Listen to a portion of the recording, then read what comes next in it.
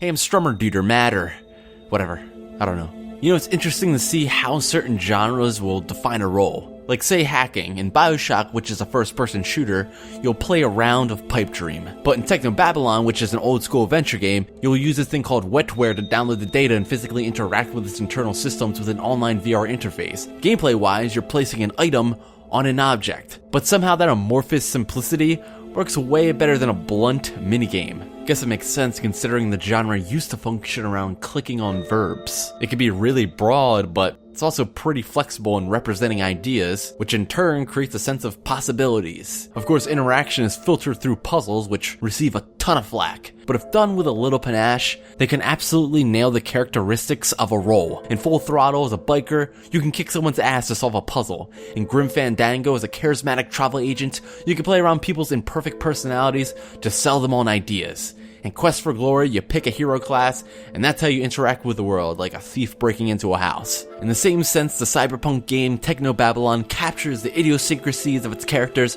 by carefully contextualizing the genre's otherwise simplistic user interface. What do I mean by that? Take the character Latha. She's an addict of the game's version of advanced cyberspace called the Trance.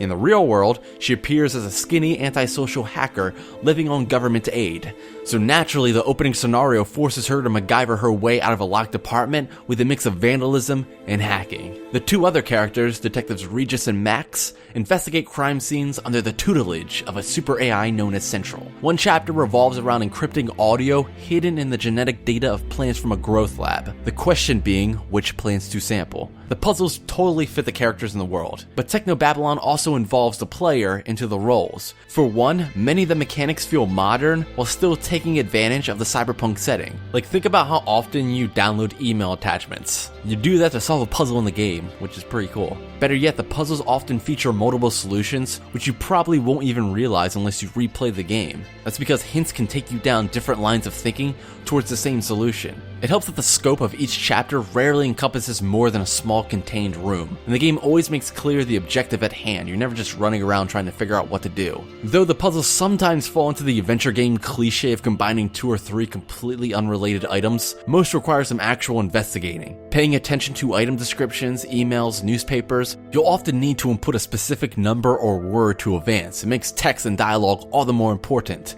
And luckily, Technobabylon refuses to bog you down with non-essential information, meaning gameplay hints will rarely be muddied by inconsequential lore. With its elegant puzzle design, the game pulls you into its neo-noir narrative, and it's one worth exploring. I don't want to spoil anything, but the places the narrative goes feel unique yet familiar. I mean, it may not avoid all the pitfalls of a traditional point-and-click adventure game, and it may end with a forgettable set piece, but for the majority, Technobabylon pulls the rare feat of pairing a strong world with emblematic gameplay.